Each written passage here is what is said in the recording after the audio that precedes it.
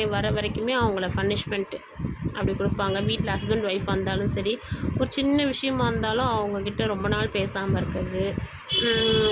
ஏதோ ஒன்று அவங்க எதிராளியோட மனசு வலிக்கணும், வலிச்சே ஆகணுன்ற மனசில் வச்சுட்டு அதுக்கேற்ற மாதிரி பண்ணுவாங்க.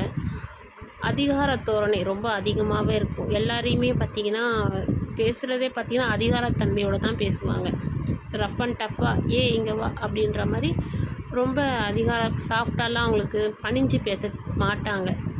எப்போவுமே ரஃப் அண்ட் டஃப்பாக அதிகார தோரணையோடு தான் பேசுவாங்க. மனசில் ஆனால் பார்த்திங்கன்னா பாசம் எல்லாமே இருக்கும். அதை வெளி காமிச்சிக்க மாட்டாங்க. இந்த ஜாதகர் பார்த்திங்கன்னா வெளி காமிச்சிக்காமல் இதனாலேயே இவங்கள கண்டவ நிறைய பேருக்கு பிடிக்காமையும் போகும்.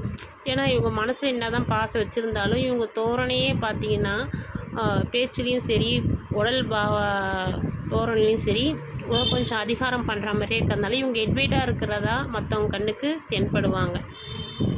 அதே மாதிரி ஒருத்தவங்க தப்பு பண்ணிட்டாங்கன்னா அதை தைரியமாக அதெல்லாம் தட்டி கேட்பாங்க. எப்படி பண்ணுவ அப்படின்ற மாதிரி எந்த இடம் யார் அவங்கள நம்ம கேட்கலாமா அதை மாதிரிலாம் யோசித்து பார்க்க மாட்டாங்க. என்ன நடக்குதுன்றத டக்குன்னு நீ எப்படி பண்ணுவ, எது ஏன் அப்படி செஞ்சன்றத அந்த ஜாதகர் பார்த்திங்கன்னா ரொம்ப எடுத்தன் கவுத்தன்னு கேட்டுருவாங்க. அது நல்லதோ கெட்டதோ அது பின்னாடி வர்றதை பார்த்துக்கலான்ற மாதிரி தான் அவங்க இந்த ஜாதகம் இருப்பாங்க. இந்த சித்திரை மாதத்தில் பிறந்தவங்களுக்கு பார்த்திங்கன்னா 1-5 தொடர்பு வரும். ஏன்னா 5ஆம் அதிபதி பார்த்திங்கன்னா சிம்மம்.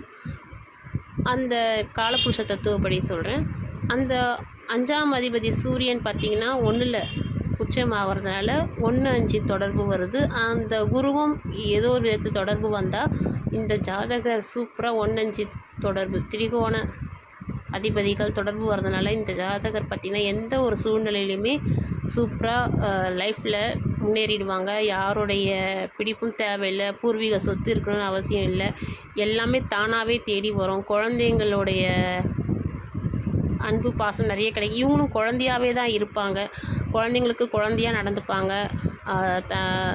யாருக்கு தந்தையாக உபதேசம் பண்ணுற இடத்துல தந்தையாக உபதேசம் பண்ணுவாங்க. தான்ற ஒரு இது இல்லாமல் அகந்தை இல்லாமல் எல்லாரோடையுமே அவங்கவுங்களுக்கு தேவைப்படுற இடத்துல அவங்களாகவே மாறி, இப்போ குழந்தைங்கன்னா அந்த குழந்தைங்களாகவே மிங்கிளாகி இருப்பாங்க.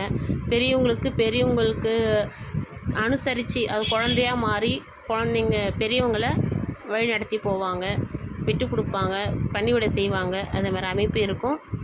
இந்த ஜாதகர் நல்லா சிறப்பாக இருப்பாங்க சித்திரை மாதத்தில் பிறந்தவர்கள். நன்றி, வணக்கம். உங்கள் ஜோதிடர் கவிதா.